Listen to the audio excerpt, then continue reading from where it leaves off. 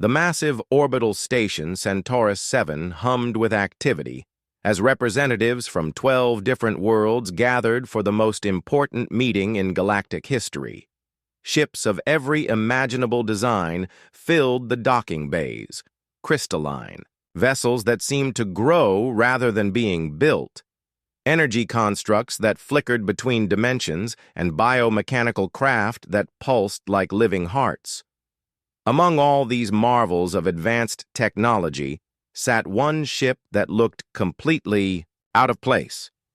The ESV Defiance appeared ancient compared to its neighbors. Its hull was simple welded steel painted in basic gray, with visible seams and rivets holding the armor plates together. Chemical thrusters jutted from its rear like crude exhausts, while radar dishes and communication arrays sprouted from its surface like mechanical flowers. Where other ships had smooth, seamless surfaces that bent light around them, the Defiance looked like it had been hammered together in a shipyard using tools from centuries past. Inside the station's main conference chamber, delegates from across the galaxy took their seats around a circular table that could accommodate beings of vastly different sizes and atmospheric needs. The Axiom representative appeared as a tall figure made of living crystal, light refracting through its body in patterns that hurt human eyes to follow. Beside it sat the Luminar ambassador, a being of pure energy contained within a specially designed suit that allowed it to interact with physical matter. Admiral Thys of the Axiom fleet gestured toward the viewing port where the docked ships were visible. His crystalline voice rang with amusement as he spoke. "I see the humans have brought their museum piece again. Tell me, does that relic even have quantum drives, or does it still burn chemical fuel like a primitive rocket?" The Forge delegate, a creature that seemed part machine and part living tissue, made a sound that might have been laughter. "Our historical records show similar designs from our species' early space age. We abandoned such crude methods over 2,000 years ago. How do they expect to contribute anything meaningful with such outdated technology?" Captain Alex Reed sat quietly at the human section of the table, his weathered face showing no reaction to the comments about his ship. He had heard similar remarks at every gathering for the past 5 years since humanity had joined the galactic community. Earth's isolation and slower technological development had left them seeming centuries behind everyone else, and the other species never let them forget it. The conference room fell silent as Coordinator Prime, a massive being from the Eternal Collective, activated the central holographic display. The three-dimensional map showed the known galaxy with red zones marking areas that had gone completely dark in recent months. The pattern was disturbing, entire star systems simply vanishing from all communication, as if they had been erased from existence. "The threat we face is unlike anything in recorded history." Coordinator Prime's voice resonated through multiple harmonic frequencies. "We call them the Void Hunters, though we know almost nothing about their nature or origin.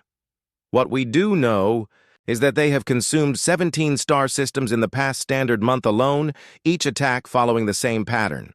The hologram zoomed in on the most recent attack site. All communication ceases simultaneously across the entire system. No distress signals, no final transmissions, nothing. When our scout ships arrive days later, they find empty space where planets once orbited, not destroyed, simply gone, as if they had never existed at all. Admiral Thys leaned forward, his crystal body catching the light from the display. "Our deep space sensors have detected massive energy readings just before each disappearance. Whatever technology these Void Hunters possess, it operates on principles we don't understand. They seem to exist partially outside normal space-time." The Luminar delegate's energy form flickered with what appeared to be concern. "Our quantum analysis suggests they phase in and out of our reality at will.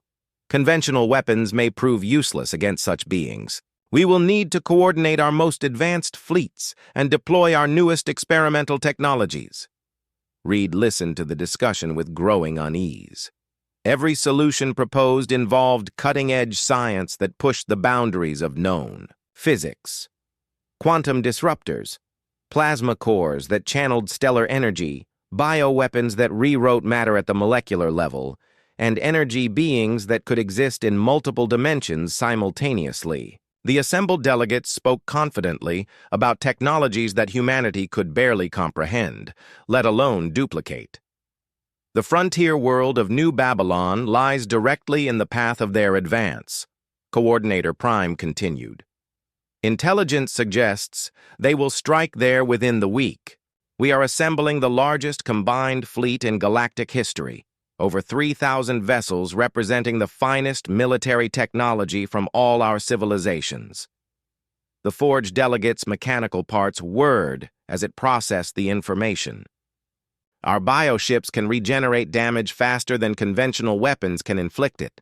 Combined with axiom cloaking technology and luminar energy manipulation, we should be able to create an impenetrable defense. What about the humans? Asked a delegate from the aquatic depth dwellers, water sloshing in its environmental suit. Will their ship be joining the fleet? The question brought a moment of uncomfortable silence. Reed could feel the attention of the room focusing on him, and he sensed the mixture of pity and condescension in their various alien expressions. Admiral Thess answered before Reed could speak. I suppose we can find a place for them in the rear guard. Their primitive weapons might serve as a distraction while our real ships engage the enemy, though I question what good kinetic projectiles and chemical explosives will do against beings that exist outside normal reality. The Luminar ambassador's energy field pulsed with what seemed like agreement. Perhaps it would be better if they remained at a safe distance and observed. This will be a conflict decided by advanced science, not brute force mechanics. Reed finally spoke, his voice calm and steady despite the insults. The Defiance will take whatever position in the formation you assign. Earth stands with the galaxy against this threat. Several delegates exchanged glances that clearly said they considered humanity's contribution more symbolic than practical. Their ships could bend space-time, manipulate matter at the quantum level, and harness the power of stars themselves. What could one outdated vessel with metal plating and chemical thrusters possibly contribute against an enemy that defied all known laws of physics? As the meeting concluded and delegates began filing out to return to their vessels, Reed remained seated for a moment, studying the tactical displays. Something about the Void Hunter's attack pattern bothered him, though he couldn't quite identify what. Every advanced civilization in the galaxy was preparing to face them with their most sophisticated weapons and newest technologies. Reed had a feeling that might be exactly what the enemy was counting on. Outside the viewing port, the ESV Defiance sat among the sleek alien vessels like a chunk of raw iron surrounded by polished gems. Its simple fusion reactor hummed steadily, its mechanical systems operating with the reliable precision that had kept human ships running for centuries. While other species had reached for the stars with exotic physics and reality-bending science, humanity had gotten there through stubborn engineering and the determination to build things that worked no matter what the universe threw at them.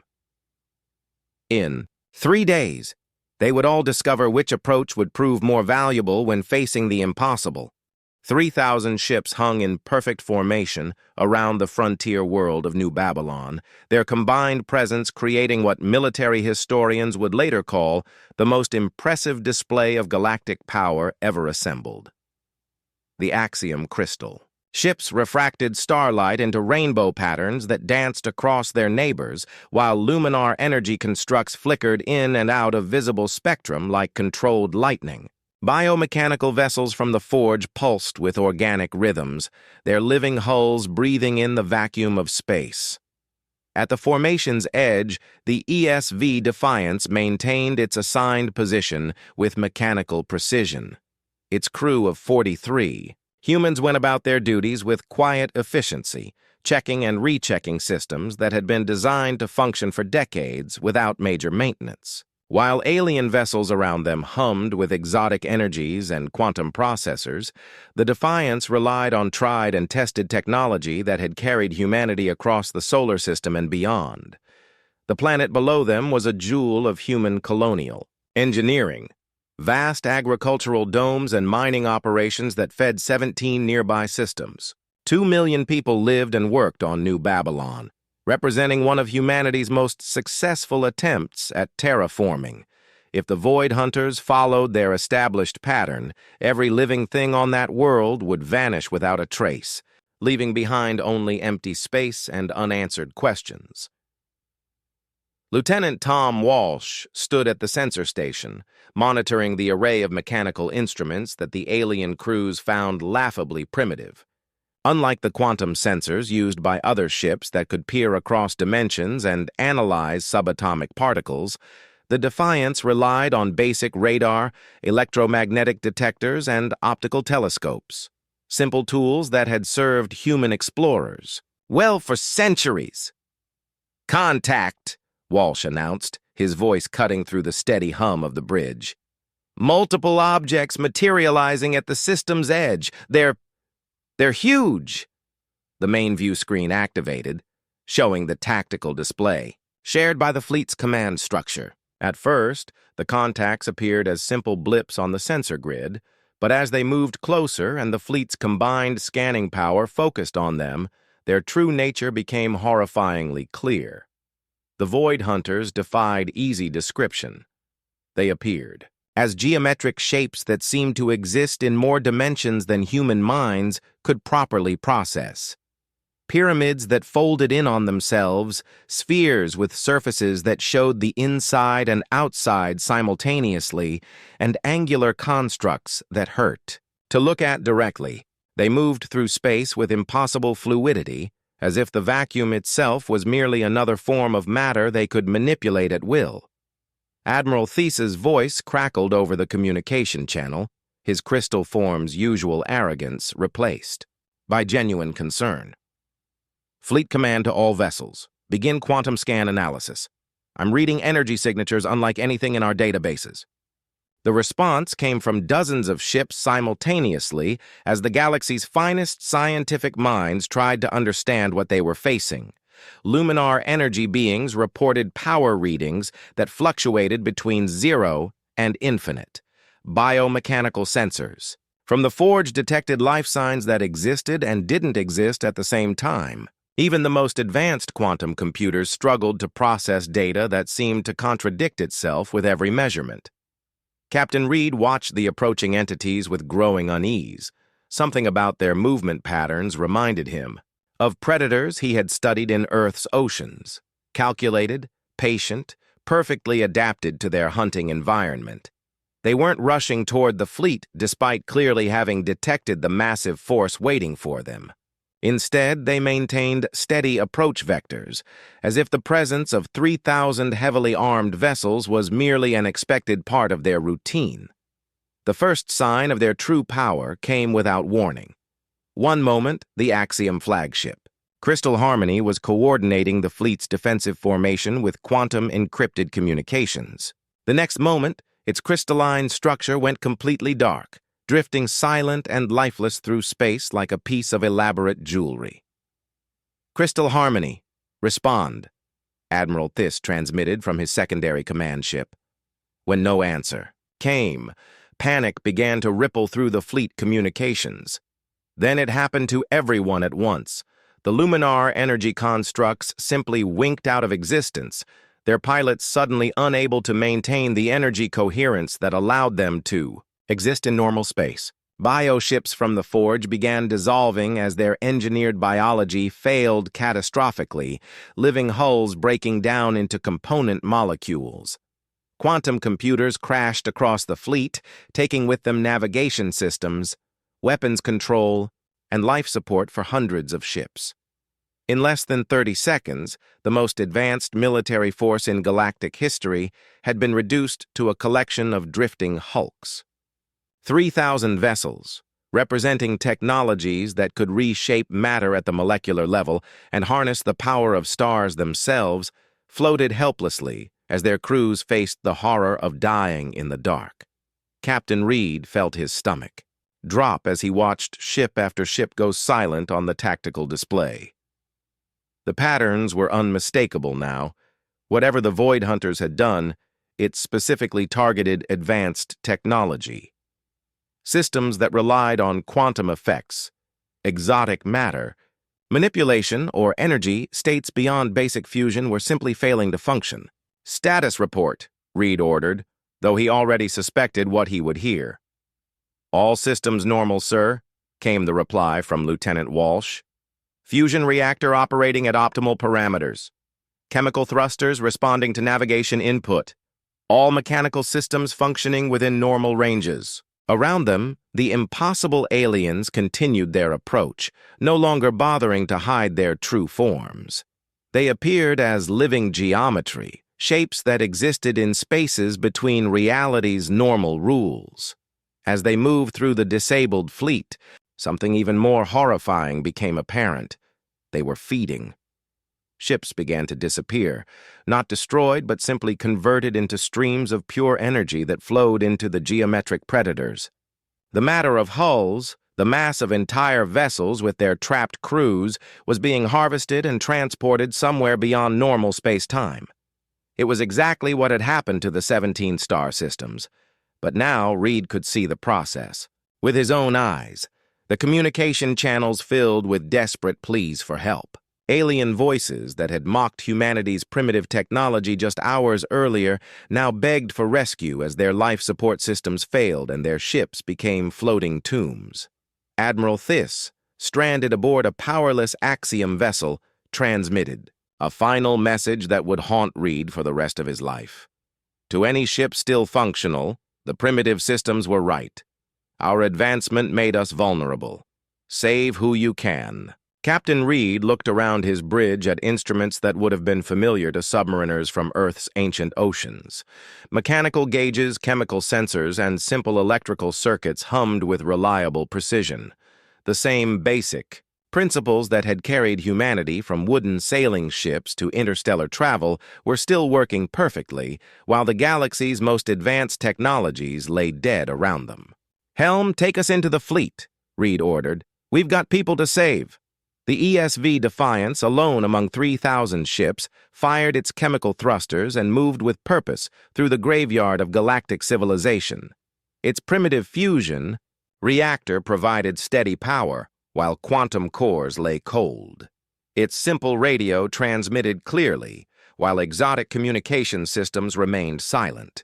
Its mechanical airlocks could still open and close, while energy-based docking systems had failed completely. The ship that everyone had laughed at was now the only thing standing between the Void Hunters and total victory. As Reed watched the geometric predators continue their harvest, he realized that humanity's technological backwardness might be the galaxy's only hope for survival. The hunt was about to begin, and for the first time in this conflict, the prey could still fight back. Emergency lights cast red shadows across the bridge of the ESV Defiance as Captain Reed made the hardest decision of his military career. Through the viewports, he could see the geometric shapes of the Void Hunters methodically harvesting disabled ships, converting matter and energy into streams of power that flowed back to their impossible forms. Each stream represented hundreds or thousands of lives being consumed by entities that existed beyond normal understanding.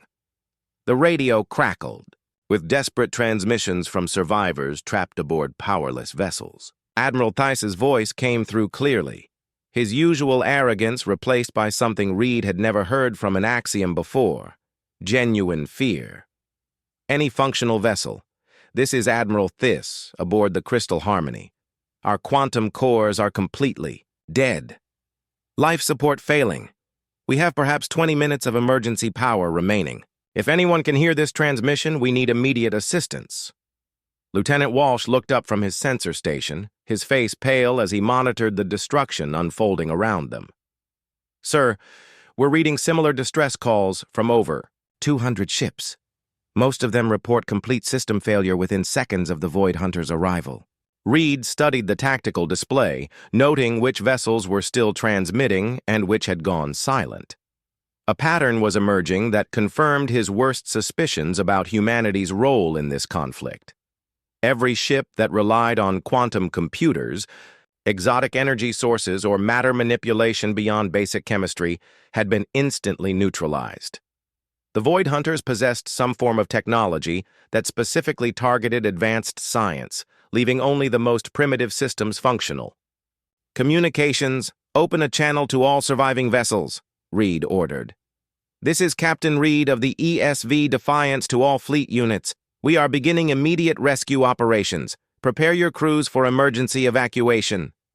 The response was immediate and desperate. Voices from a dozen different species flooded the communication channels, each reporting the same catastrophic system failures. The Luminar ambassador, somehow maintaining coherence in an emergency containment suit, transmitted from a drifting energy construct. "Captain Reed, our quantum matrices have collapsed. We cannot maintain vessel integrity much longer. How is your ship still operational when our most advanced technology has failed?" Reed chose his words carefully as he watched the Void Hunters continue their harvest. "Our systems operate on principles that appear to be immune to whatever weapon they're using. We believe they're targeting technology that relies on quantum effects or exotic energy manipulation. Our ship uses simple fusion power and mechanical systems." The silence that followed was broken by Admiral Thiss, his crystal voice carrying a note of bitter irony. "The humans' primitive technology is the only thing still working. The very systems we mocked are now our salvation." Chief Engineer Park looked up from her damage control station, her weathered hands steady on controls that had been designed to function under any conditions. "Captain, our fusion reactor is running at full capacity. Chemical thrusters responding. Normally, all mechanical systems show green across the board. Whatever these Void Hunters are doing, they can't touch our technology." Reed nodded grimly. Humanity had reached the stars through stubborn engineering and the refusal to give up on proven designs, while other species had leaped ahead with exotic physics and reality. Bending science, humans had perfected the art of building things that worked under any circumstances. Steel hulls that could withstand impacts from asteroids, fusion reactors that could run for decades without maintenance, and mechanical systems so simple that they couldn't be disrupted by even the most advanced interference. "Helm, set course for the Crystal Harmony. We'll start with Admiral Thiss and work our way through the fleet. Engineering, prepare for extended rescue operations. We may be the only functional ship in this entire formation." The Defiance moved through the graveyard of galactic civilization like a shark among disabled prey. Its chemical thrusters provided precise maneuvering while quantum drives lay cold throughout the fleet. Manual airlocks cycled open and closed with mechanical precision, while energy-based docking systems remained useless. The ship's simple radar painted clear pictures of the surrounding vessels, while exotic sensors showed only static and confusion. As they approached the first disabled Axiom ship, Reed could see the geometric forms of the Void Hunters beginning to take notice of their movement. The alien predators had been methodically harvesting helpless ships, but now one vessel was moving with purpose and intent. Their impossible shapes began to shift, rotating through dimensions that human eyes couldn't properly follow. "Sir, the Void Hunters are changing their behavior," Lieutenant Walsh reported. "Several of them are moving toward our position. I think we've got their attention." Reed studied the approaching entities through the simple optical telescope that served as the ship's primary targeting system. The Void Hunters moved with fluid grace through space, their geometric forms constantly shifting between states that defied physical laws. They had expected to face helpless prey after their technology weapon neutralized all resistance, but now they encountered something they clearly didn't understand, a ship that continued to function despite their best efforts to disable it. The rescue operation at the Crystal Harmony proceeded with mechanical efficiency. The Defiance's crude airlock mated with the Axiom ship's emergency port using simple magnetic clamps and pressure seals. No exotic energy fields or quantum tunneling, just basic engineering that had served human space exploration for centuries. Admiral Theiss was among the first to cross over, his crystal form dim without the quantum energy that normally powered his species' technology. As he stepped aboard the human vessel, he looked around the bridge with something approaching wonder. These instruments, they're completely mechanical. No quantum processors, no energy manipulation systems. How do you navigate interstellar space with such primitive tools? Reed gestured toward the simple control panels that surrounded them. The same way humans have navigated for thousands of years, by understanding our environment and using reliable tools. Our computers use basic electronics instead of quantum processors. Our weapons fire solid projectiles instead of energy beams. Everything aboard this ship was designed to work even when the impossible becomes routine. The evacuation continued, as more survivors crossed from the disabled Axiom vessel to the safety of the Defiance's crude but functional interior. Each rescued alien marveled at the human ship's continued operation, while their own advanced technology remained completely dead. As they moved from ship to ship, a disturbing picture emerged from survivor testimony. The Void Hunters had used the same attack pattern against 17 star systems, each time completely neutralizing all advanced technology before beginning their harvest.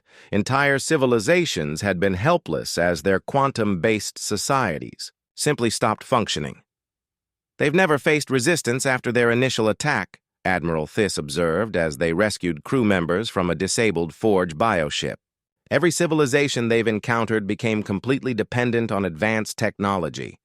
When that technology failed, they had no backup systems. Reed nodded as he watched more geometric predators approaching their position. The Void Hunters were clearly curious about this one ship that continued to function, but they hadn't yet moved to attack. Perhaps they were trying to understand how their reality disruption weapon could have failed to affect the primitive human vessel. "Sir," Chief Park called from the engineering station, "I'm getting some interesting readings on our basic sensors. These Void Hunters, they're not completely outside our reality. They exist partially in our space-time, which means they might be vulnerable to physical attack." Reed felt a cold smile cross his face as he looked at the weapons control panel.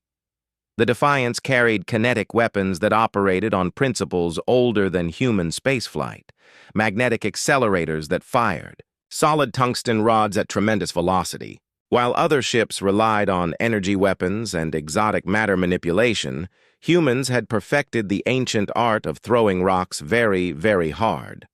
The same geometric entities that had effortlessly consumed the galaxy's most advanced fleets were about to discover what happened when they faced an enemy whose weapons were too simple to be disrupted and too crude to be understood. The hunt was about to begin, and this time, humanity would be doing the hunting. The ESV Defiance drifted through the graveyard of 3,000 ships like a predator stalking its prey, its mechanical systems humming with deadly purpose. Captain Reed had made his decision after rescuing nearly 400 survivors from disabled vessels. Rather than retreat to warn Earth about the Void Hunters, he would engage them directly using tactics that predated humanity's entry into galactic civilization. The bridge was crowded with alien officers who had volunteered to stay aboard rather than be evacuated to the ship's overcrowded refugee sections. Admiral Theiss stood beside the navigation console, his crystal form still dim without quantum energy, but his military mind sharp as ever. The Luminar ambassador existed in a portable containment unit, while representatives from 6 other species watched human technology with newfound respect.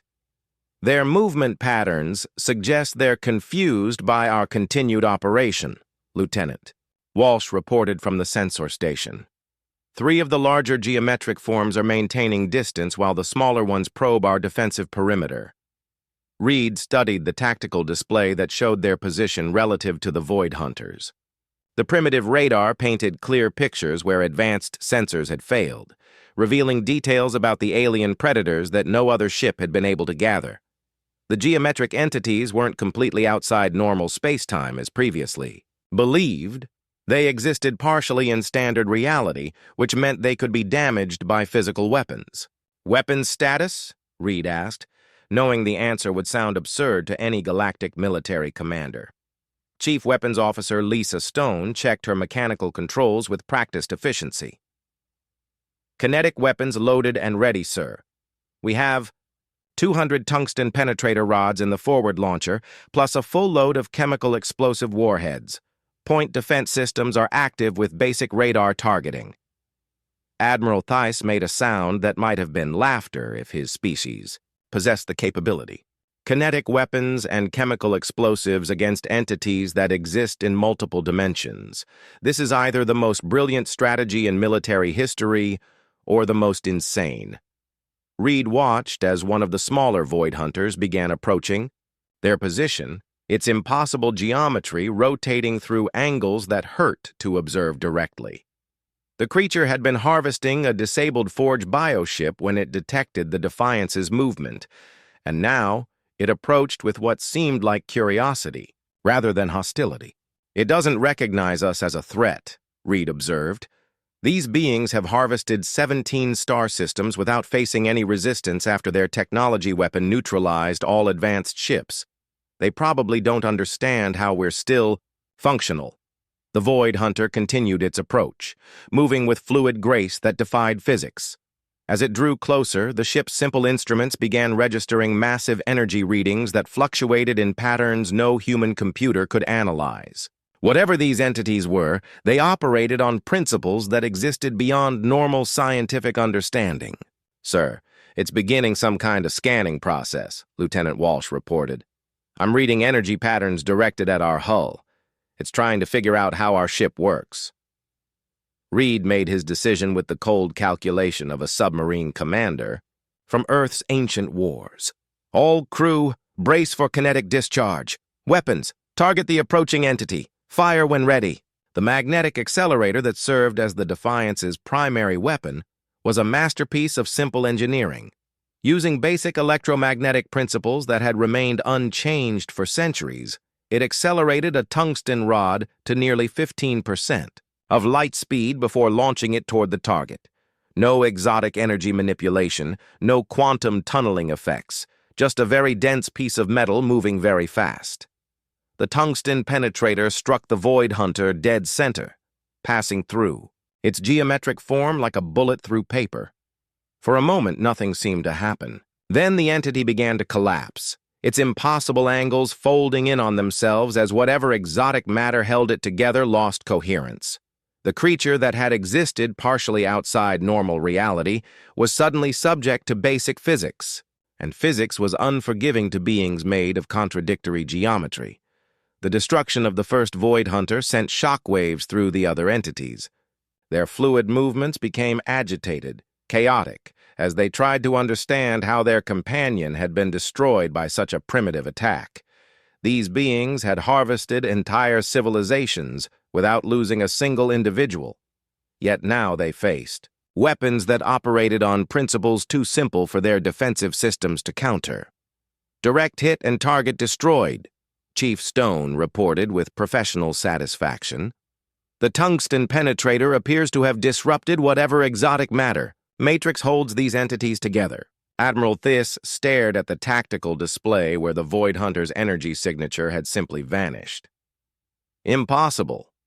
Our most advanced quantum weapons couldn't even detect these beings properly, yet your primitive kinetic weapon destroyed one instantly.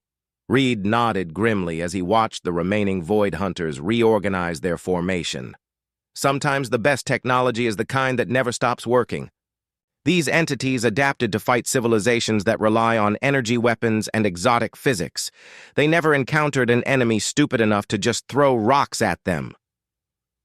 The larger Void Hunters began moving toward the Defiance with new purpose, their geometric forms shifting through dimensions as they prepared for combat. They had identified the human ship as a genuine threat, perhaps the first they had encountered in their harvest of multiple star systems. Multiple contacts approaching, Walsh announced. Count 12 large entities and maybe 30 smaller ones. They're not trying to scan us anymore. This looks like an attack formation. Reed felt the familiar calm that came over him during combat operations, the same mental clarity that had helped human commanders win battles against impossible odds. Throughout history settled over his mind as he prepared to face enemies that existed beyond normal understanding. "Helm, take us into the debris field. Use the disabled ships as cover. We're going to make these things hunt us through familiar territory." The Defiance moved deeper into the graveyard of the Galactic Fleet, weaving between drifting hulks that had once represented the pinnacle of alien technology. The ship's chemical thrusters provided precise maneuvering that allowed it to duck behind cover, while the Void Hunters struggled to track a target that operated on principles they couldn't analyze. "This is insane," muttered the Forge representative, its biomechanical form somehow conveying nervousness despite being part machine. "We're using naval tactics from your species' primitive wars against entities that can manipulate space-time itself." Reed smiled coldly as he watched the first group of Void Hunters lose track of their position behind a massive axiom crystal ship. Sometimes the old ways work best. These beings expect to fight quantum computers and energy weapons. They don't know how to deal with an enemy that uses mechanical instruments and visual targeting. The hunt continued through the ship graveyard as the Defiance used every trick of submarine warfare adapted for three-dimensional space combat. They would emerge from behind cover long enough to fire a kinetic weapon, then disappear behind another disabled vessel before the Void Hunters could respond. Each tungsten penetrator found its mark, disrupting the exotic matter that held the geometric predators together. As the body count mounted, something unprecedented happened in the Void Hunters' harvest. They began to retreat. Entities that had consumed entire star systems without facing meaningful resistance found themselves being systematically hunted by weapons they couldn't understand or counter. The galaxy's most primitive ship had become its most dangerous predator. The quantum-resistant radio aboard the ESV Defiance crackled with an incoming transmission that would have been impossible on any other surviving ship in the fleet. The message came from the edge of the New Babylon system, broadcast on frequencies so basic that only the most primitive communication equipment could receive it clearly. "This is Colonel Wright aboard the transport vessel Steady Progress. We received the distress signal and are approaching with whatever ships we could gather. Fleet strength, 47 vessels, mostly civilian craft with basic armaments. ETA 12 minutes. Captain Reed felt something he hadn't experienced since the Void Hunters first appeared. Hope. The relief fleet wasn't composed of advanced alien warships with quantum weapons and exotic energy systems. Instead, it consisted of exactly the kind of simple, reliable vessels that the geometric predators couldn't neutralize. Admiral Thiss looked up from the communication console, where he had been coordinating with survivors throughout the disabled fleet. His crystal form had regained some of its luminance as emergency power from the Defiance allowed him to maintain basic functions. 47 ships, he repeated with something approaching wonder. Mining vessels, cargo haulers, and frontier, patrol craft, ships that any civilized military would consider completely obsolete for combat operations. Reed smiled grimly as he watched the tactical display show new contacts entering the system. Those obsolete ships are about to save the galaxy. Every one of them uses technology simple enough to function when the impossible becomes routine. The first human reinforcements appeared as dots of light against the star field, their chemical drives creating visible exhaust plumes that would have been laughable to any advanced civilization. The lead ship was indeed the Steady Progress, a converted asteroid mining vessel whose hull showed the scars of decades working in the harsh environment of space. Behind it came a collection of vessels that represented humanity's expansion into the frontier. Cargo haulers with magnetic loading systems, survey ships with basic sensor packages, and even converted passenger liners equipped with simple defensive weapons.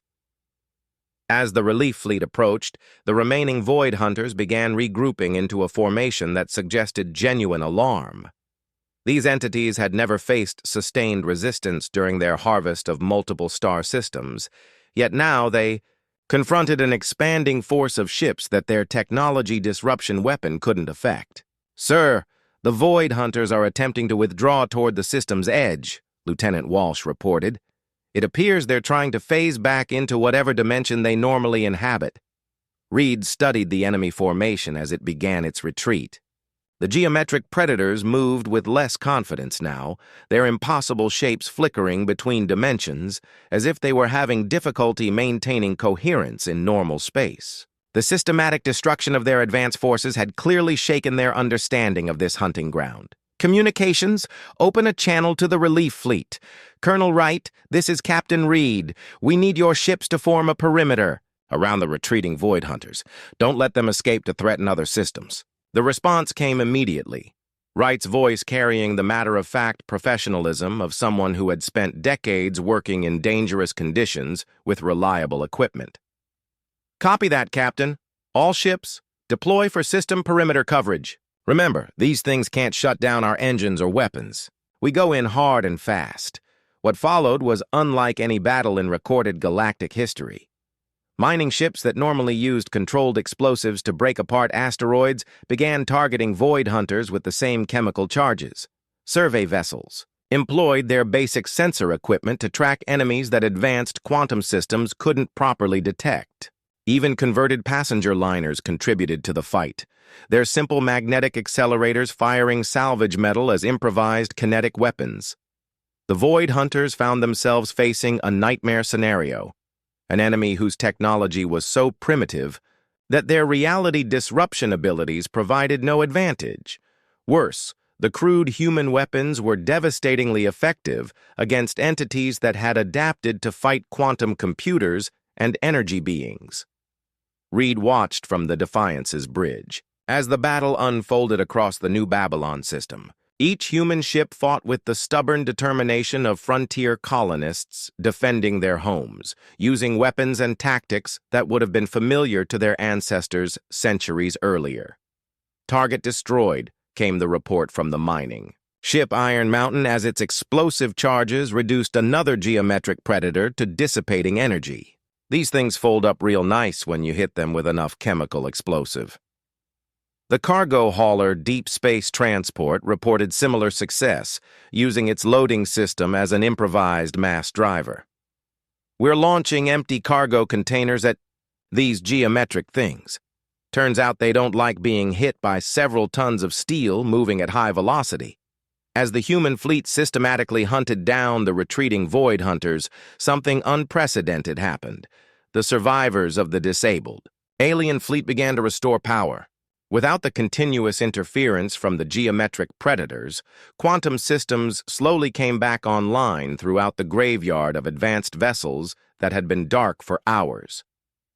The Crystal Harmony was among the first to restore basic functions.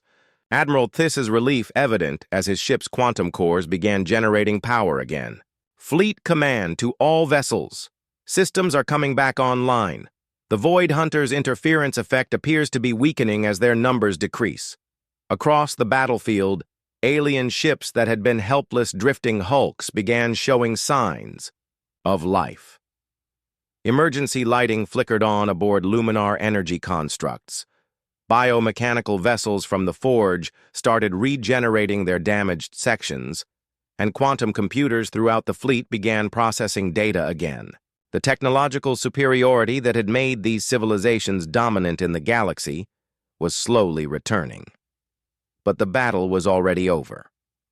The last of the Void Hunters fell to a coordinated attack by 3 human cargo vessels, their combined kinetic weapons reducing the geometric entity to scattered energy that dissipated into space. What had begun as humanity's desperate attempt to rescue survivors had become a complete rout of enemies that had seemed unstoppable just hours earlier. "Colonel." Wright's voice came over the communication channels with professional satisfaction. "All contacts neutralized. The system is secure. Beginning search and rescue operations for any remaining survivors." Reed stood on the bridge of the Defiance, surrounded by alien officers who had witnessed the impossible. The same species that had mocked humanity's primitive technology now owed their lives to ships that used mechanical instruments and chemical propulsion. The galaxy's most advanced civilizations had been saved by the techniques their ancestors had abandoned centuries ago. "Captain Reed," Admiral Thiss said quietly, his crystal voice carrying none of its former arrogance.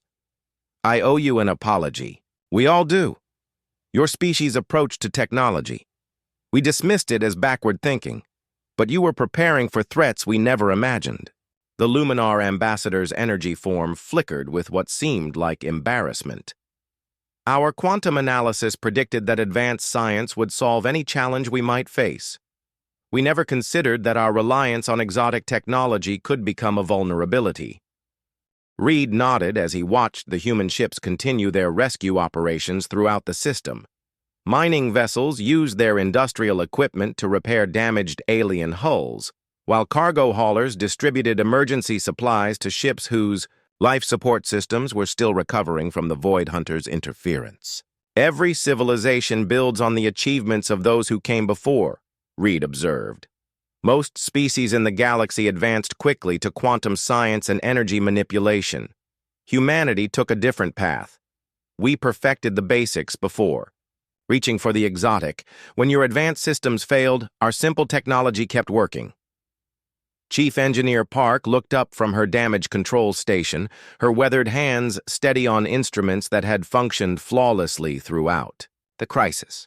The galaxy spent centuries developing technology that could do anything. We spent centuries developing technology that would never stop working. As the rescue operations continued, reports began arriving from other star systems. Human frontier colonies, equipped with the same simple technology that had proven immune to Void Hunter interference, were reporting successful defenses against geometric predators. Mining stations used controlled explosives to drive off entities that had consumed entire worlds. Survey ships tracked and destroyed hunters that had been invisible to quantum sensors. The pattern was clear across dozens of systems. Wherever humanity's primitive technology encountered the Void Hunters, the geometric predators were systematically defeated. The same species that had been mocked for their backward approach to science was now spearheading the galaxy's defense against an impossible enemy. "Sir," Lieutenant Walsh called from the communication station, "we're receiving reports from Earth Command. They're organizing a full response fleet using our civilian shipping network. Cargo haulers, mining vessels, construction ships, anything, with simple engines and basic weapons." Reed smiled as he imagined the scene at Earth's orbital shipyards. Engineers who had been told their designs were obsolete would now be working around the clock to produce more ships using the proven technology that had carried humanity to the stars. Fusion reactors that could run for decades, chemical thrusters that responded instantly to helm control, and kinetic weapons that could destroy any target they could hit. Admiral Thiss moved to the viewing port where the human relief fleet was visible against the star field. "They're not the most advanced ships in the galaxy," he admitted, his crystal form catching the light from distant suns. "But they're the most reliable. When everything else failed, they kept working." The aftermath of the battle would reshape galactic civilization. Species that had rushed toward exotic science began investing in backup systems based on simple, proven principles. The Axiom started developing fusion reactors alongside their quantum cores. The Luminar created physical backup bodies for their energy beings. Even the biomechanical Forge began incorporating purely mechanical systems into their living ships. But it was humanity that emerged as the galaxy's most formidable military power, not through advancement, but through the wisdom of building things that worked under any circumstances. When the next impossible threat emerged from the dark between stars, it wouldn't face quantum computers that could be disrupted or energy weapons that relied on exotic physics. It would face tungsten rods accelerated by magnetic fields, chemical explosives that had remained unchanged for centuries, and fusion reactors built to operate for 1,000 years without maintenance. Simple technology operated by stubborn humans, who had learned that sometimes the best solution was the one that never broke down. Captain Reed stood on the bridge of the ESV Defiance as recovery operations continued throughout the New Babylon system. The ship that had been mocked as a museum piece was now the symbol of humanity's unexpected rise to galactic prominence. Around them, alien vessels slowly restored their advanced systems, while human ships continued working with the same mechanical precision they had maintained throughout the crisis. The galaxy had learned a valuable lesson about the dangers of depending too heavily on advanced technology. And humanity had proven that sometimes the most important quality in any tool wasn't how sophisticated it was, but how reliably it worked, when everything else failed. The stars belonged to whoever could keep their ships running when the impossible became routine, and humanity had been preparing for that challenge for centuries.